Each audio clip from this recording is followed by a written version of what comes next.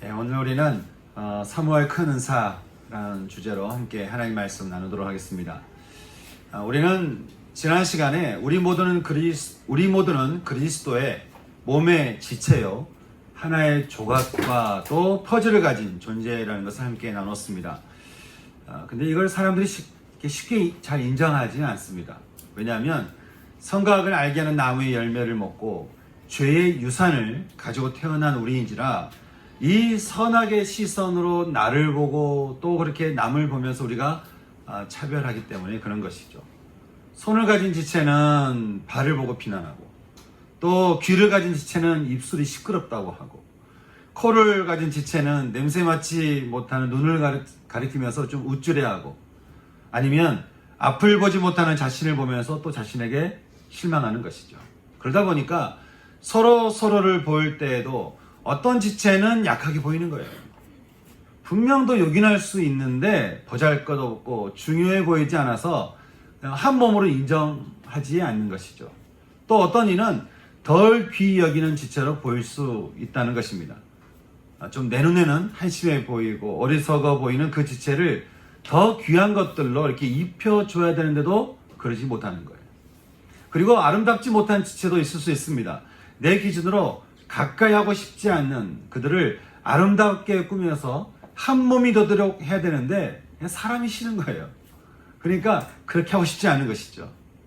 약하게 보여서 같이 있기 싫고, 덜 귀해 보여서 같이 있기 싫고, 아름다워 보이지 않아서 같이 있기 싫으면 여러분 어떻게 우리가 한 몸을 이룰 수 있겠습니까?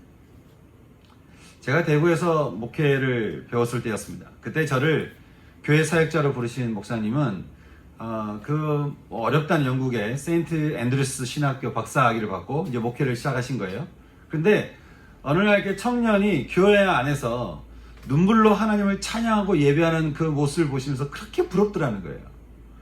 내가 저러려고 공부했는데 나는 그런 마음이 안 나오는데 나는 왜 저 청년의 눈물이 없을까? 나는 왜 예배드리는 저 청년의 눈물이 나한테는 없을까? 그래서 이제 그 청년을 알아봤더니 어느 선교단체 출신이었다는 거죠. 그래서 그 영성을 본인도 이렇게 느끼고 싶으셔가지고 교육자를 전부 그 단체 출신으로 다 바꾸신 거예요. 그래서 저도 얼떨결에 저도 그렇게 뽑히게 되었습니다. 그때 저는 사실 주기도문도 잘 헷갈릴 정도로 소신자 수준이었는데 어쩌다가 이렇게 뽑혀가지고 아마 그 목사님도 저를 뽑으신 다음에 굉장히 후회를 많이 하셨을 거예요. 누가 봐도 약해 보이고 덜 귀히 여겨 보이고 또 아름답지 못했던 저였습니다.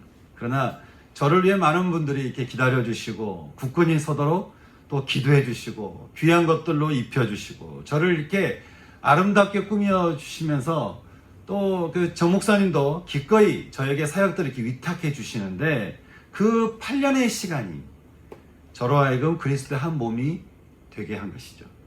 그리고 그 몸의 한 지체로서 저는 지금 여러분 앞에 서 있습니다.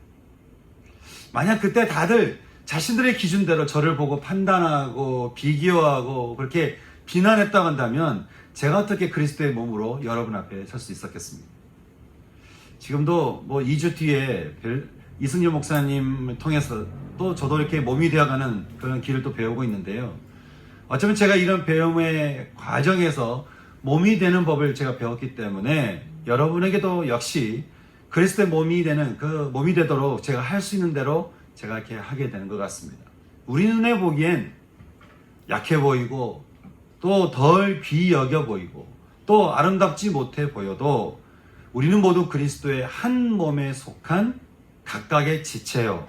하나님은 그런 우리들이 당신의 뜻을 따라 서로 돌보도록 우리를 창조하셨다라고 하는 것입니다.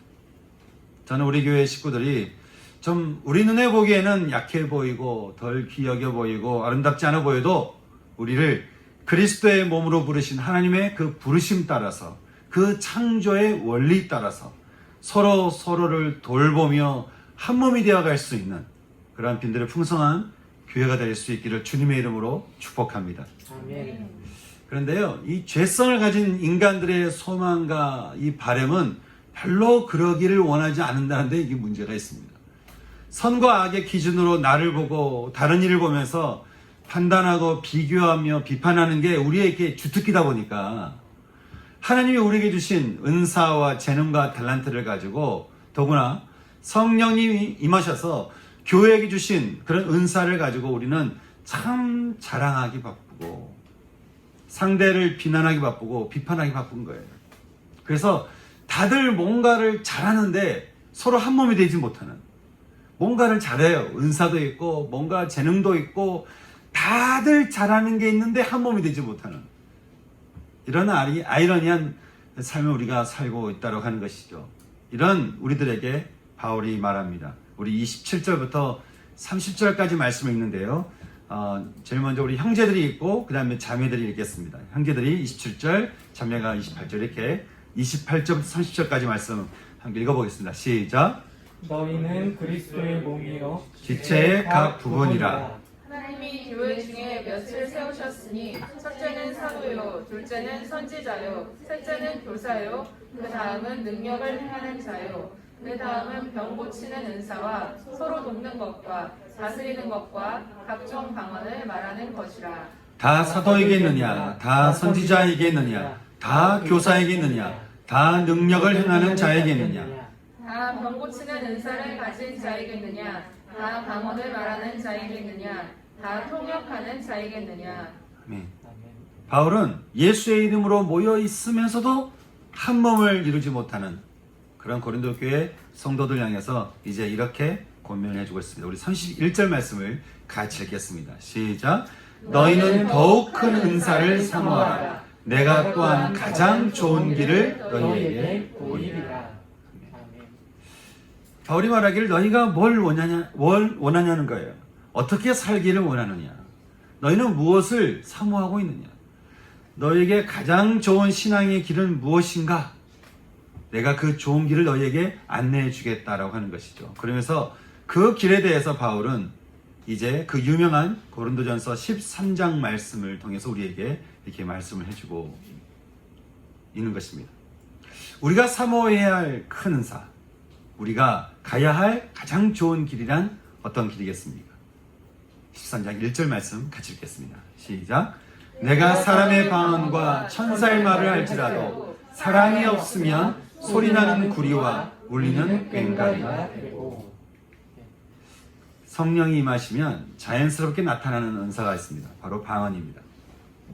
방언은 성령이 우리 마음 가운데 이렇게 강권적으로 역사하셔서 나오게 되는 영적인 언어인 것이죠. 근데 이렇게 뭔가 이상한 언어를 했다고 해서요, 그것만이 방언은 아닌 것입니다. 언어라고 하는 것이 마음에서 나오듯이 성령님이 충만하게 우리 마음 가운데 임하시게 될 때 나오는 것이 방언이기 때문에 이것은 언어로도 나오고 또 행동으로도 나오고 또 그래서 삶이 되어 나오는 것이죠. 따라서 말하는 것도 방언이요, 그리스도인의 삶을 사는 것도 방언이요, 그 길을 가는 것도 방언이라고 하는 것입니다.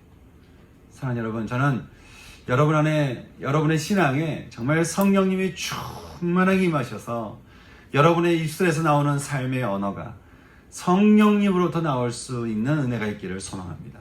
아멘. 바울은요, 성령님이 임하심으로 주어진 이 방언을 단순히 입술로만 고백하고 있는 고린도 교회 그 성도들을 보면서 이렇게 말하는 것이죠. 비록 사람의 방언과 천사의 말을 한다 할지라도 이것이 없으면 그들의 말이 소리나는 구리와 울리는 꽹과리처럼 된다는 거예요. 다시 말해서 그들이 성령의 방언을 하기는 하는데, 그래서 말은 참 천사의 말을 하는데 바울이 듣기에는 그것이 시끄럽다는 거예요. 시끄럽다는 거예요. 아니 여러분, 성령님이 임하셔서 방언이 나오는데 왜 그 소리가 시끄럽다라고 이야기를 했을까요? 여러분, 은사를 받는 것 이상으로 중요한 것이 있습니다. 그것은 그 은사는 내 것이 아니고 하나님의 선물이라고 하는 것이죠. 그래서 주신 분도 하나님이요, 또 걷어가시는 분도 하나님이심을 인정하고 하나님이 주인 되심을 인정하는 것, 그것이 우리에게 참 방언을 받는 것보다 더 중요한 사실이라고 하는 것입니다. 그렇게 되면 우리가 모든 은사를 주신 분이 하나님이시다라고 하는 것을 우리가 인정하잖아요. 그러면 그 은사에서 이제 성령의 열매가 맺히게 된다고 하는 거예요. 근데 은사는 받았는데 그걸 주신 하나님을 내가 주인됨으로 인정하지 않는다 한다면 아무리 천사의 말을 하는 방언을 받았다 할지라도 그것은 시끄러운 소리가 된다는 거예요. 여러분이 아실지 모르겠지만요, 예수님 이 땅에 오셔서 우리에게 들려주시는 모든 말씀이 사실은 다 방언이었습니다. 아니, 어떻게 방언이었을까요? 요한복음 14장 10절에서 주님은 내가 너희에게 이르는 말은 나 스스로 하는 게 아니라는 거예요. 아버지께서 내 안에 계셔서 나는 그의 말을 하는 것이다 라고 우리에게 말씀해 주셨습니다. 주님이 이 땅에 오셔서 수많은 사람들에게 참 많은 말씀하셨을 텐데, 여러분, 사람들이 주의 말씀을 들을 때마다 어떻게 반응했을까요? 아, 시끄럽다, 그렇게 반응했겠습니까? 주님이 복음을 전하셨을 때 사람들이 했던 반응이 재밌습니다. 예수님께서 말씀을 마치심에 무리들이 그의 가르침에 놀랐고, 마태복음 7장 28절, 그 말씀이 권위가 있어 보였고, 누가복음 4장 32절 말하기를 이 사람의 지혜와 능력이 어디서 났는가 하고 그들이 놀랬으며, 마태복음 13장 54절 대제사장들과 장들이 몰려와서 얘가 무슨 권위로 이런 일을 하느냐, 누가 이런 권위를 줬냐고 따지니 무리가 듣고 그의 가르침에 놀랐고, 마태복음 22장 그의 가르치는 것이 권위 있는 자와 같았다라고 그들이 생각했다라고 하는 것입니다. 모든 세리와 죄인들이 말씀을 들으러 가까이 다가갔으며, 재물이 많고 마음에 돈이 있던 청년은 말씀을 듣고 근심에 빠졌고요. 주님의 말씀을 마음으로 받아들인 사람들은 예수님을 칭송하기 시작했으며, 엠마오의 제자들은 말씀을 들을 때에 그 마음이 뜨거워졌다라고 성경은 증언해주고 있습니다. 왜냐하면 사람들은 말씀이 육신이 되어 우리 가운데 거하심에 우리가 그의 영광을 보니 아버지의 독생자의 영광이요 은혜와 진리가 충만했던 현장에서 그들이 있었기 때문이었다는 거예요. 여러분, 자비와 긍휼이 충만하고 우리 마음과 영혼을 자유케 하는 진리가 충만하니, 여러분, 어떻게 그 자리가 이렇게 시끄러운 자리가 될 수 있었겠습니까? 그런데 고린도 성도들의 소리를 듣고 있자니 바울은 말하기를 그 소리가 시끄러웠다는 거예요. 왜요? 거기에는 사랑이 없었기 때문이었다라고 바울은 우리에게 이야기를 해주고 있습니다. 방언보다 사랑이라고 하는 것입니다. 여기서 말하는 사랑이라는 것은 고린도 성도들을 구원하신, 또 우리를 구원하신 십자가의 예수님을 말하는 것입니다. 끝까지 용서하시고 끝까지 포기하지 않으시며 끝까지 돌보시고 보호하시는, 그래서 끝까지 우리에게 의리를 지키시며 구원을 위해서 우리가 진짜 죽을 때까지 십자가에서 함께 죽으시고 죽은 뒤에 함께 부활하심으로 우리를 진짜 새롭게 태어나서 살아가게 하시는 십자가의 예수님의 사랑을 말한다라고 하는 것입니다. 그 예수님이, 그 십자가가, 그 사랑이 우리 안에서 주인되어 계시지 않다라고 한다면 우리가 방언을 하고 은사를 받고 천사의 말을 한들 그것이 무슨 소용이 있겠냐라고 하는 거예요. 그것은 시끄러운 소리일 뿐이라고 하는 것입니다. 사랑하는 빈들의 식구 여러분, 저는 우리를 십자가에서 구원하신 예수님의 그 사랑 안에서 저는 저와 여러분이 날마다 그 사랑 안에서 여러분의 삶을 살아갈 수 있는 은혜가 있기를 소망합니다. 아멘. 그래서 그 사랑에서 나오는 언어를 통해 세상을 시끄럽게 하는 것이 아니고 세상을 감동시키는, 세상을 지혜롭게 하는, 세상을 사랑으로 뜨겁게 해줄 수 있는, 또 세상 가운데 있는 그 어두움에서 사람들의 눈을 뜨게 해줄 수 있는 그런 은총이 저는 저와 여러분 가운데 있기를 소망하는 것이죠. 왜냐하면 이것이 주님이 우리를 창조하신 창조의 원리요, 또 우리가 사모할 큰 은사요, 우리에게 가장 좋은 인생길이 되기 때문이다 라고 말씀하는 것입니다. 우리의 소리가 세상을 시끄럽게 하는 것이 아니고 세상을 지혜롭게 하고 또 세상을 감동하게 하고 예수의 사랑으로 세상을 뜨겁게 해줄 수 있는, 저는 그런 소리를 가질 수 있는 저와 여러분 될 수 있기를 소망합니다. 아멘. 바울은 또 한 가지 우리가 사모할 큰 은사와 좋은 길이 있다고 말합니다. 2절 말씀입니다. 우리 2절 말씀 같이 읽겠습니다. 시작. 내가 예언하는 능력이 있어 모든 비밀과 모든 지식을 알고 또 산을 옮길 만한 모든 믿음이 있을지라도 사랑이 없으면 내가 아무것도 아니에요. 요한복음 16장 13절에서 주님은 진리의 성령이 오시면 그가 너희를 모든 진리 가운데로 인도하시리니 그가 나를 증언할 것이다 라고 그렇게 말씀하셨습니다. 그 말은 성령이 우리에게 임하시면 하나님과 예수님이 성경을 통해 말씀하시는 이 비밀과 이 지식을 우리가 알게 되는 영광을 누리게 된다는 거예요. 적지 않은 사람들이 성경을 어려워합니다. 성경을 읽으면서 성경이 어렵다고 말합니다. 그런데요, 참 재미있는 것은 진짜 뭐 성경에 대해서 전혀 알 수 없었던, 예수님에 대해서 전혀 알 수 없었던, 아니 글도 잘 몰랐던, 뭔가 이해력도 잘 없었던 그런 사람들이 참 이 땅 가운데 제일 먼저 복음을 받아들일 때 선교사님을 통해서 전해진 복음을 통해 우리가 복음을 안 것이 아니고 성경을 통해서 우리가 복음을 이해했다라고 하는 것이죠. 우리나라에 복음이 들어온 것은 선교사가 아니라 성경이 먼저 했다라고 하는 것이죠. 예전에는 종이가 귀해서요, 이렇게 누가 이렇게 성경을 줬더니 성경 한 장 한 장 뜯어다가 벽에다 그 벽지를 붙인 거죠. 그래서 이분이 벽지로 붙여놓고는 심심할 때마다 그거를 누워서 읽는 거예요. 근데 읽으면서 예수님을 만나게 되고요. 그러면서 예수님을 영접하는 그 순간에 그 구절에 딱 다가갔을 때는 눕지 않고 일어서서 무릎 꿇고 기도하면서 나도 예수를 믿기 원합니다. 라고 하면서요, 그분이 거기서 예수를 믿게 되고 그 집은 우리나라 최초의 교회가 되는 그런 역사를 우리는 가지고 있습니다. 성경이 어려운 게 아니고요, 성경을 통해 말씀하시는 예수님을 우리가 마음에 영접하지 않아서 어렵다고 하는 것입니다.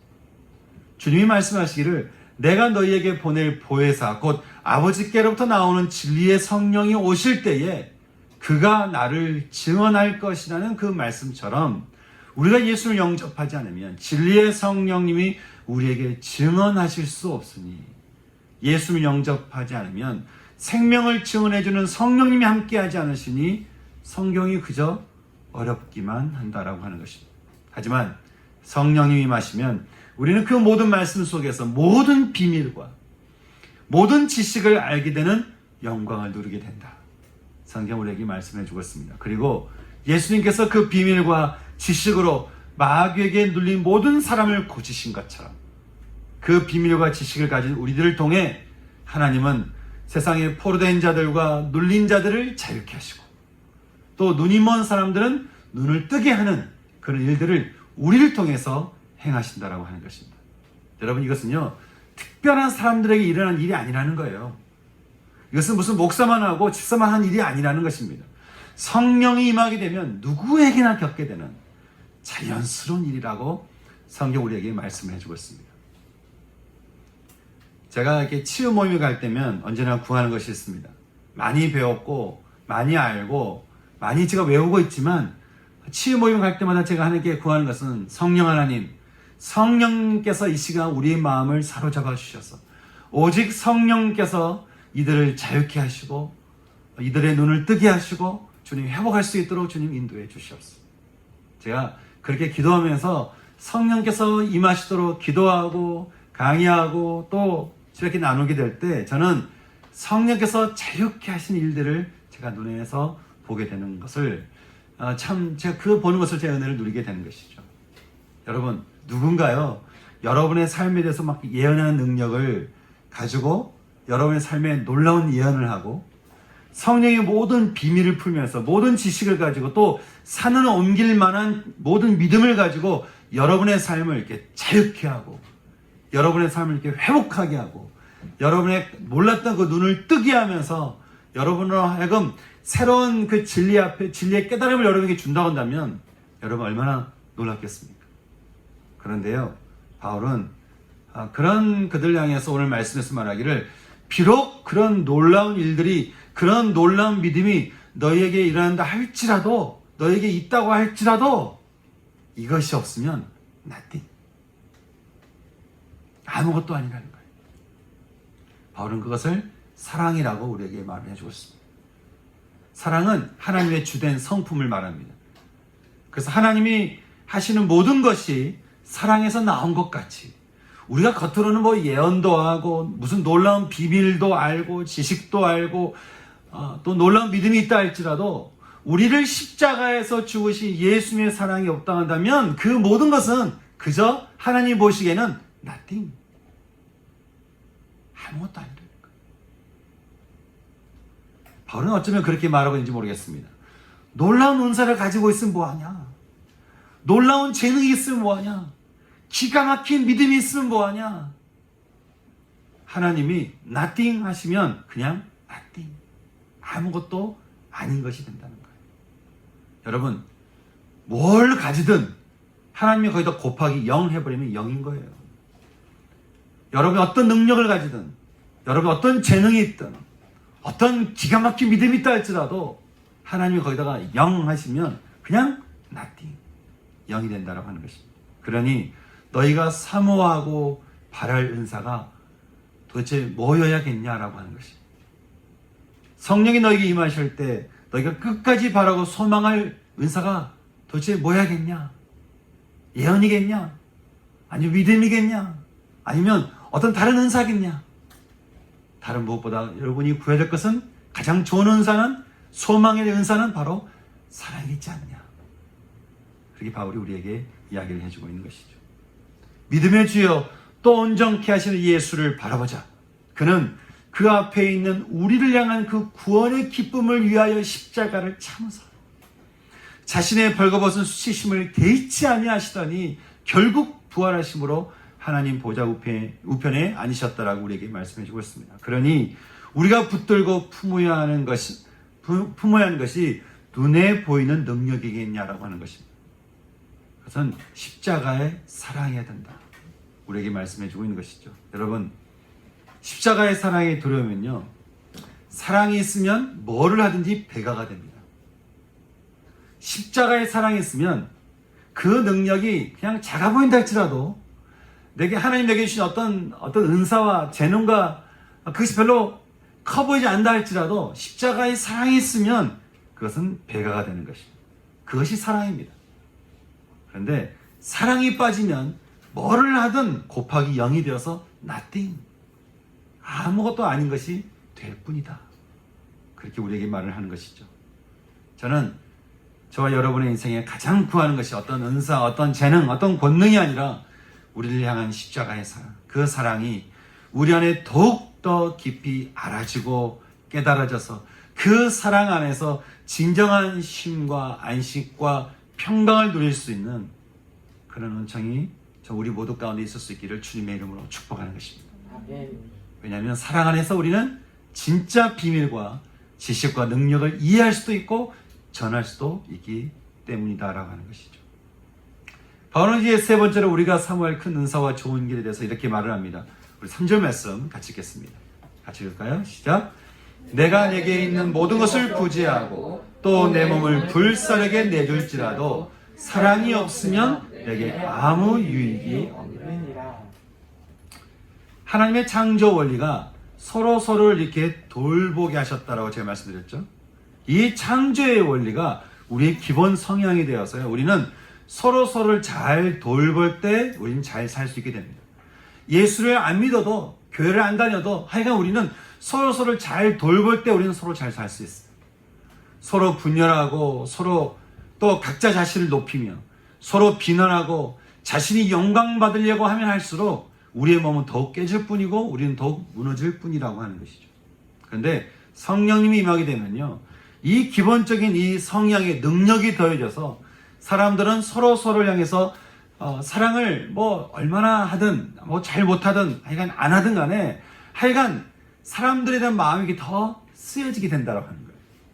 성령님이 예수를 영접하고 성령이 임하시게 되면 그것 때문에 자연스럽게 이 기본 성향의 권능이 임하여서 하여간 사람들 향한 마음이 더 나오게 된다고 하는 것이죠. 그래서 사람들에 대해서 신경을 안 썼다가 이제 사람이 하나씩 신경이 써지기 시작하는 거예요. 어떤 우리나라의 어떤 유명한 작곡가가 예수님을 알게 되면서 문득 부자 청년의 말씀을 읽으면서 마음이 찔리는 거예요. 주님이 마치 물으시는 것 같은 거죠. 너 그거 다 버릴 수 있겠냐. 근데 그 말씀을 이렇게 앞에 마음에게 부담이 되면서 이제 본인이 그래 내가 이제까지 벌어놓은 그 돈을 가지고 내가 선교를 하면서 다녀야겠다. 선교지에 가서 어려운 사람들 향해서 이 재정을 써야 되겠다. 이런 마음을 가지고 이 재정을 사용하기 시작했어요. 여러 나라를 다녔습니다. 자기 가진 걸 가지고 어려운 사람도 많이 도와줬어요. 그러면 여러분 이쯤 되면 이제 우리가 나올 수 있는 말이 어떻게 은혜를 받았고 또 어떤 뭐 간증거리가 나올 수 있지 않겠어요? 근데 나중에 이분이 하시는 게 뭐냐면 사실 그 이후의 삶이 너무 힘들었다는 거예요. 돈이 줄어드니까 왠지 자신이 초라해 보이고 자신이 초라해 보니까 사람들 앞에 자신이 없고 또 자신 없어 하는 자신을 보니까 아이씨 내가 괜히 헌금했나? 이런 생각도 들고 그래서 막 후회가 밀려오더라고 하는 것이죠. 분명 내게 있는 모든 것을 내가 구제했고 내 몸을 불쌍하게 내어주면서 내가 이 나라 저 나라 뭐 동남아시아 북한 여기저기 내가 다 다니면서 내가 그게 다 했는데 참 많은 일을 했는데도 불구하고 내가 행복하지 않다라고 행복하지 않았다라고 하는 것이죠. 어떤 분은 교회 안에서 자신이 뭔가 이렇게 섬기는 것을 두고요 싫지는 않은데 기쁘지는 않는 그렇다고 내려놓기는 그렇고 또 불만을 표현하기는 어려운 그런 모습을 참 많이 보게 됩니다. 여러분 이게 주님이 원하시는 봉사이겠습니까? 이게 주님이 원하시는 섬김이요 구제이겠습니까? 우리가 거절받지 않으려고 섬기고 인정받기 위해서 섬기고 일하고 자신 스스로가 의미 있는 인생을 살기 위해서 몸을 불쌍하게 내주면서 그렇게 봉사하고 섬기게 된다면 여러분 결국 어떻게 된다는 거예요? 바울은 말하기를 내게 아무 유익이 없게 된다. 영어 표현으로는 gain nothing, 얻을 게 없다는 거예요.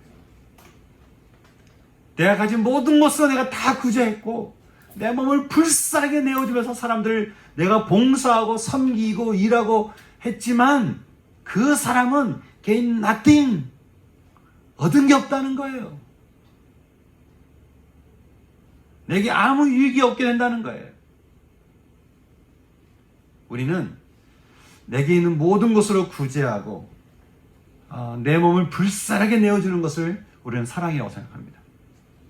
근데 그거는 사랑도 아니요 아무것도 얻은 게 없는 열매 없는 거친 가지일 뿐. 그 섬김과 봉사와 구제가 참 아무것도 얻을 게 없는 nothing이라고. 그러니 구제와 섬김과 봉사를 통해 칭찬과 인정과 스스로의 만족을 위해서 사실은 얻은 게 없는 삶을 위해서 살 게 아니고 너희가 무엇을 구해야 되겠냐? 너희가 어떤 은사를 구해야 되겠냐? 어떤 은사를 사모해야 되겠냐? 어떤 것이 가장 좋은 길이겠느냐? 바로 사랑이다라고 하는 것입니다. 사랑의 제자, 사랑의 사도 요한이 요한일서 4장 10절에서 이렇게 말합니다. 사랑은 여기 있습니다. 우리가 하나님을 사랑한 것이 아니요 하나님이 우리를 사랑하사 우리 죄를 속하기 위하여 화목제물로 그 아들을 보내셨다는 것입니다. 따라서 그 십자가에서 흘리신 그 보혈의 피로 하나님과 우리 사이 화평을 이루사 이를 기뻐하셨다라고 골로새서에서 바울은 우리에게 이야기를 하는 것이죠. 사랑은 모든 것을 배가시키는 능력이 있습니다. 십자가에서 우리 주님이 우리에게 주신 사랑 안에서 우리가 봉사하고 섬기며 구제할 때 성령의 열매는 우리 안에서 배가가 되는 그런 은혜가 우리 가운데 임하게 된다고 하는 것이죠. 그러니 우리가 결국 구해야 될 것이 무엇이겠는가? 여러분 무엇이겠습니까? 방언이겠습니까? 천사의 말이겠습니까? 예나는 능력이겠습니까? 어떤 모든 비밀이겠습니까? 모든 지식이겠습니까? 산을 옮길 만한 믿음이겠습니까? 아니면 구제하고 봉사하고 섬길 수 있는 능력이겠습니까? 바울은 말합니다. 그 모든 것이 너에게 다 있다 할지라도 사랑이 없으면 시끄러운 것이 되고 사랑이 없으면 그저 nothing, 아무것도 아닙니다. 사랑이 없으면 성령의 열매를 얻을 게 없는 nothing, 아무것도 아닌 삶이 된다라고 우리에게 말을 해주고 있습니다.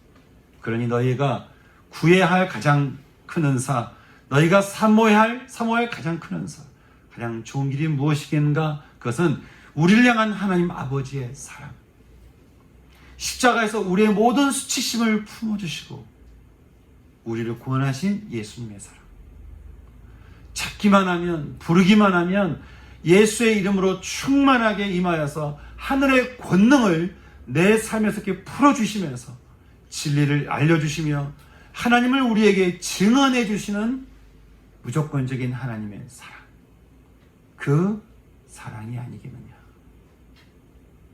우리에게 말을 해주고 있는 것입니다. 그러니 요한이 말합니다. 사랑하는 자들아, 우리가 서로 사랑하자. 사랑은 하나님께 속한 것이니 사랑하는 자마다 하나님으로부터 나와서 하나님을 알고, 사랑하지 아니하는 자는 하나님을 알지 못하나니 이는 하나님은 사랑이십니다. 하나님의 사랑이 우리에게 이렇게 나타난 바 되었으니, 하나님이 자기의 독생자를 세상에 보내심은 그로 말미암아 우리를 살리려 하십니다. 사랑은 여기 있으니 사랑하는 자들아, 하나님이 이같이 우리를 사랑하셨은즉 우리도 서로 사랑하는 것이 마땅하도다. 오직 사랑이 우리가 사모할 큰 사요, 가장 좋은 길이라는 이 말씀 앞에 사랑 여러분, 저는 이 시간 여러분 모두가 다 아멘으로 화답하며 사랑이 내게 많이 있든 적든 부족하든 어떻든 간에 상관없이 어차피 사랑은 나에게 있는 게 아니에요. 어차피 사랑은 나에게서 나오는 게 아니에요. 사랑은 인정해서 얻어지는 것도 아니고, 사랑은 내가 잘해서 얻어지는 것도 아니에요. 사랑은 다른 사람의 칭찬으로서, 다른 사람의 인정을 통해서 얻어지는 것도 아니에요. 사랑은 그 근원이 하나님에게 있더라고. 그러니 하나님이 아닌 곳에서 사랑을 찾으면 마치 깨진 독에서 계속 물을 붓는 것과 똑같다라고. 그리고 우리가 어떻게 해야 되겠는가? 하나님, 오직 내 안에 하나님의 사랑이 임하기를 소망합니다. 아멘. 주님, 사랑을 구합니다. 제가 무엇보다도 사랑이 충만하기를 소망합니다.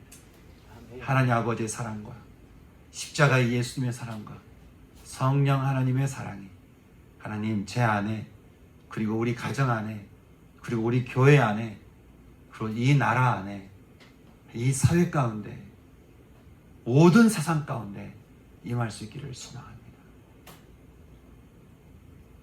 그렇게 기도하며 나갈 수 있는 저는 이 시간 됐으면 좋겠습니다.